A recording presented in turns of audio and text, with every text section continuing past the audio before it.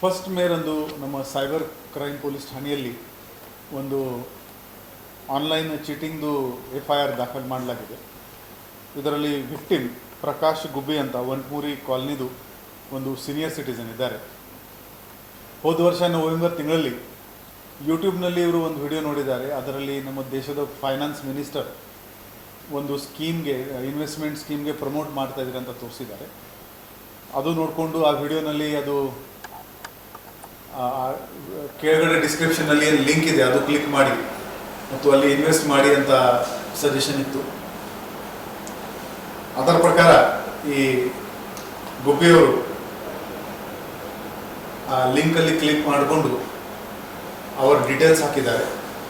ಒಂದು 044 ನಂಬರಿಂದ ಸ್ಟಾರ್ಟ್ ಆಗಿದ್ದ ನಂಬರಿಂದ ಅವರಿಗೆ ಒಬ್ಬ ಆನಂದ್ ಅಂತ ವ್ಯಕ್ತಿ ಕಾಂಟ್ಯಾಕ್ಟ್ ಮಾಡಿದ್ದಾನೆ, ಆದರ್ಶ್ ಆನಂದ್ ಅಂತ, ಮತ್ತು ಆ ಸ್ಕೀಮ್ ಬಗ್ಗೆ ಮಾತಾಡಿಕೊಂಡು ಅವರಿಂದ ದುಡ್ಡು ಇನ್ವೆಸ್ಟ್ ಮಾಡಿಸಿದ್ದಾನೆ. ಆಮೇಲೆ ಅವರಿಗೆ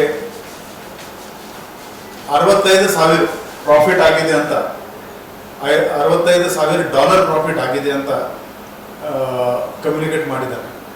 ಅವರು ಯಾವಾಗ ಆ ದುಡ್ಡು ಡ್ರಾ ಮಾಡೋಕ್ಕೆ ಪ್ರಯತ್ನ ಮಾಡಿದ್ದಾರೆ ಆವಾಗ ಅವರಿಗೆ ಇಲ್ಲ ಈ ದುಡ್ಡಕ್ಕೆ ಕಸ್ಟಮ್ ಫೀ ಕಟ್ಟಬೇಕು ನೀವು ಅಂತ 4 ಲಕ್ಷ ಕಸ್ಟಮ್ ಫೀ ಹೆಸರಲ್ಲಿ ಅವರು ವಿಡ್ರಾ ಮಾಡಿದ್ದಾರೆ.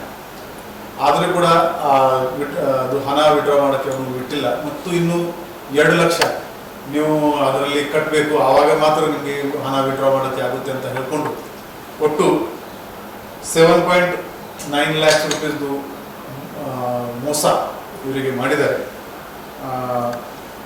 ಸೈಬರ್ ಕ್ರೈಮ್ ಪೊಲೀಸ್ ಸ್ಟೇಷನ್ನಲ್ಲಿ ನಾವು FIR ದಾಖಲು ಮಾಡಿದ್ದೀವಿ. ಮೊಟ್ಟ ಮೊದಲಿಗಾಗಿ ಈ ಯೂಟ್ಯೂಬ್ನಲ್ಲಿ ಬರ್ತಾ ಇರೋದು ಎಲ್ಲ ವಿಡಿಯೋ ನಿಜ ಅಥವಾ ಅಂತ ನಮ್ಮ ನಗರವಾಸಿಯವರು ನಂಬಬಾರದು. ಈಗ ಆರ್ಟಿಫಿಷಿಯಲ್ ಇಂಟೆಲಿಜೆನ್ಸ್ ಬಳಸ್ಕೊಂಡು ಡೀಪ್ ಫೇಕ್ ಮಾಡೋಕ್ಕೆ ಬಹಳ ಸುಲಭ ಇದೆ. ಅದು ಫೈನಾನ್ಸ್ ಮಿನಿಸ್ಟರ್ ಮೇಡಮ್ದು ವಿಡಿಯೋ ಇರಲಿಲ್ಲ, ಅದು ಡೀಪ್ ಫೇಕ್ ಬಳಸ್ಕೊಂಡು ಆ ವಿಡಿಯೋ ಮಾಡಿಸಿದ್ದಾರೆ. ಎರಡನೇದು, ಯಾವುದೇ ಇನ್ವೆಸ್ಟ್ಮೆಂಟ್ ಸ್ಕೀಮ್ ಯಾರೋ ನಿಮಗೆ ಹೇಳಿದರೆ ದಯವಿಟ್ಟು ಗೂಗಲ್ ಆಗಲಿ, ChatGPT ಆಗಲಿ ಅಥವಾ ಯಾವುದಾದ್ರೂ ಸ್ಕೀಮಿಂದ ಇದು ಇನ್ವೆಸ್ಟ್ಮೆಂಟ್ ಸ್ಕೀಮ್ಗೆ ಮ್ಯಾಂಡೇಟರಿ ಕಂಡೀಷನ್ ಏನೇನಿರುತ್ತೆ, ಗೈಡ್ಲೈನ್ಸ್ ಏನೇನಿರುತ್ತೆ ಅದ್ರ ಬಗ್ಗೆ ಮಾಹಿತಿ ತಿಳ್ಕೊಂಡು ಮಾತ್ರ ನೀವು ಇನ್ವೆಸ್ಟ್ಮೆಂಟ್ ಮಾಡೋಕ್ಕೆ ಹೋಗಿ. ಯಾರಿಗೆ ನೀವು ನೋಡಲೇ ಇಲ್ಲ, ಬರೀ ಫೋನ್ ಮುಖಾಂತರ ಮಾತಾಡ್ತಾ ಇದ್ದಾರೆ, ಆ ಥರ ಸ್ಕೀಮಲ್ಲಿ ಜಾಸ್ತಿ ದಯವಿಟ್ಟು ನಂಬಬೇಡಿ.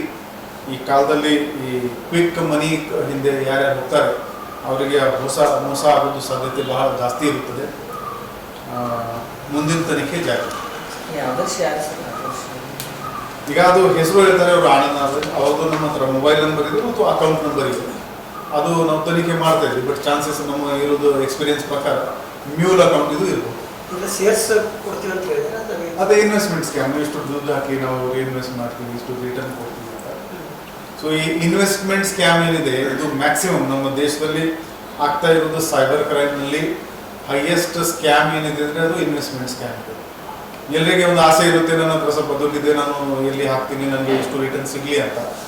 ಎಲ್ಲಿ ತುಂಬ ಹೆಚ್ಚಿನ ರಿಟರ್ನ್ ಕೊಡ್ತಾ ಇದ್ದಾರೆ ಅಲ್ಲಿ ನಿಮಗೆ ಡೌಟ್ ಬರುತ್ತೆ.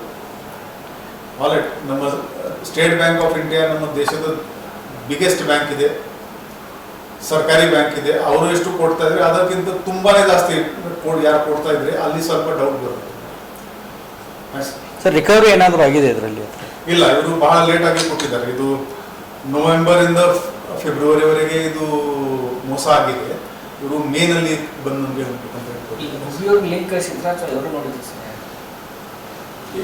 ಯೂಟ್ಯೂಬ್ ವಿಡಿಯೋ ಕೆಳಗಡೆ ಒಂದು ಡಿಸ್ಕ್ರಿಪ್ಷನ್ ಒಂದು ಲಿಂಕ್ ಇತ್ತು, ಅದರಿಂದ ಇವರು ಕಮ್ಯುನಿಕೇಶನ್ ಶುರು.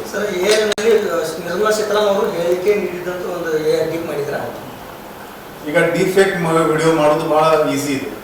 ನೀವು ಯಾರ್ದು ವಿಡಿಯೋ ಮಾಡ್ಬೋದು, ಅದು ಫ್ರೀ ಟೂಲ್ನಲ್ಲಿ ಕೂಡ ಸಿಗುತ್ತೆ.